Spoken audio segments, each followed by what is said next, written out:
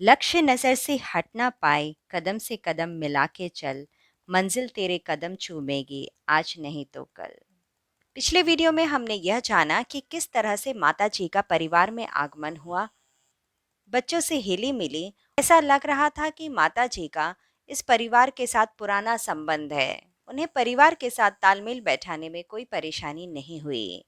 गुरुदेव ने माताजी को भविष्य का दृश्य दिखाते हुए कहा कि तुम केवल ओम प्रकाश, दया और श्रद्धा की माँ बनकर नहीं आई हो। भविष्य में तुम्हें करोड़ों लोग माँ कह के पुकारेंगे, तुम्हारे स्नेह के अभिलाषी होंगे। आइए जानते हैं कि अब आगे क्या हुआ। सदस्य बढ़ने के कारण मकान छोटा होने लगा। एक नए मकान की तलाश जारी हुई। अंत में खिया मंडी का मकान जमा। उसमें 9 कमरे थे, 2 मंजिला था। वह मकान सभी को पसंद आया। महीनों से वह मकान खाली पड़ा था। कोई भी उस मकान में ज्यादा दिन रह नहीं पाता था। आता था, कुछ दिन के बाद वापस चला जाता था। ऐसा माना जाता था कि वहां प्रेत आत्माओं का वास है। पड़ोसियों ने श्रीराम से कहा कि आप वहां मकान ना लें। वहां प्रेतात्माओं का वास है, वे आपको ज्यादा दिन टिकने नहीं देगी। श्रीराम ने कहा कि प्रेत आत्माएं रहती हैं तो रहें, हमें उनसे कोई असुविधा नहीं होगी। यदि होती है तो हम उन्हें समझा लेंगे। सुनने वालों को ऐसा लगा कि श्रीराम उनका मजाक उड़ा रहे हैं, पर ऐसा नहीं था। इस संबंध में श्रीराम ने उन्हें एक साधक के बारे में बताया। वे साधक थे माधवाचार्य। श्रीराम ने कहा कि स्वामी माधवाचार्य ने 12 वर्ष तक गायत्री की साधना की, जप तप और व्रत अनुष्ठान में तन्मय भाव से लगे रहे, पर कोई भी लाभ नहीं हुआ। शारीरिक, मानसिक और आत्मिक स्तर पर उन्हें प्रतीत होता था कि यथास्थिति ही बनी हुई है। वे निराश हो गए। आत्मिक क्षेत्र में शीघ्र उन्नति के लिए एक प्रसिद्ध तांत्रिक बाल योगी ने माधवाचार्य से भैरव की उपासना के लिए कहा। माधवाचार्य को सिद्धियों, साधन सिद्धि का तीव्र आकर्षण था। उन्होंने भैरव की उपासना आरंभ कर दी। नई उपासना के परिणाम 40 दिन में ही दिखाई देने लगे। भैरव की आवाज सुनाई दी। पूछा कि वर मांगो। माधवाचार्य ने उन्हें देखने के लिए आंखें खोली। वे दिखाई नहीं दिए। साधक ने कहा, आप प्रत्यक्ष दर्शन दीजिए। भैरव ने उत्तर दिया कि आपने गायत्री की उपासना की है, हम गायत्री उपासक के सामने प्रकट नहीं हो सकते। गायत्री उपासना के तेज के आगे हमारा वश नहीं चलता है। माधवाचार्य ने पूछा, लेकिन हमें तो गायत्री उपासना का कोई भी लाभ अनुभव नहीं हुआ।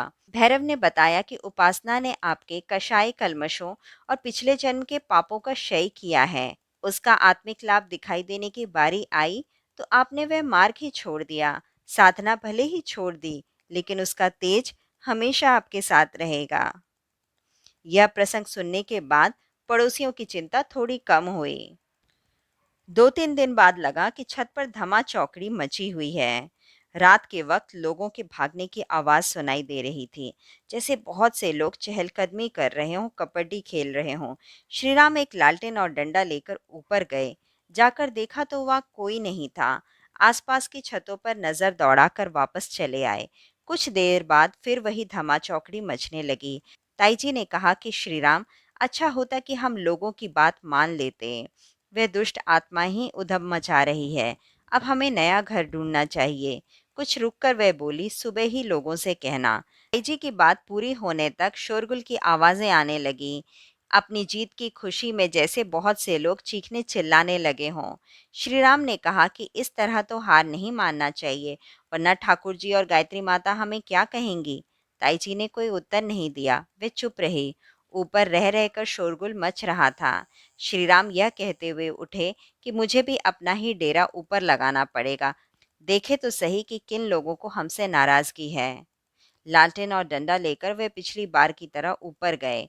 दरवाजे से उन्होंने बुलंद आवाज में कहा, देखिए, आप लोग जो भी हैं, हमें आपका कोई डर नहीं। आप लोग यहाँ रहना चाहते हैं, खुशी से रहिए, उपद्रव मत मचाइए। हम आपको तंग नहीं करेंगे, लेकिन आपका उपद्रव भी नहीं सहेंगे। श्रीराम आसन बिछाकर वहीं बैठ गए। चारों तरफ सन्नाटा था। एक बार हल्की सी पदचाप सुनाई दी, जैसे कोई धीमे धीमे चलता आ रहा हो। श्रीराम ने उस दिशा में देखा। कोई दिखाई नहीं दिया, लेकिन पदचाप फिर से सुनाई दे रहे थे। श्रीराम टकटकी लगाकर उसी दिशा में देख रहे थे। आहट पास आती तक अनुभव हुई, लगा कि जैसे आने वाले ने अपना इरादा बदल दिया। आहट दूर जाती भी अनुभव हुई। श्री राम पहले की तरह चुपचाप बैठे रहे। 10-15 मिनट बाद नीचे के कमरे में ताईजी की आवाज आई। वे बुला रही थी। श्री राम यह कहते हुए उठे, अगर आपको हमारी बात स्वीकार है तो उपद्रव ना मचाएं, शांति से रहें। आपकी मुक्ति के लिए हम प्रयास करेंगे। माँ से प्रार्थना और यज्ञ अनुष्ठान करेंगे। आपको शांति मिले। आप कुछ और अपेक्षा रखते हैं तो वह भी निभाएंगे, लेकिन उपद्रव ना करें। श्री राम इतना कहकर नीचे चले गए। उस दिन के बाद से छत पर दोबारा कभी धमाचौकड़ी नहीं हुई। अगली पूर्णिमा को श्री राम ने उन आत्माओं की शांति के लिए छत पर ही यज्ञ किया। पास पड़ोस के लोगों को देखकर आश्चर्य हो रहा था कि श्री राम अपने परिवार सहित यहीं बसे हुए थे।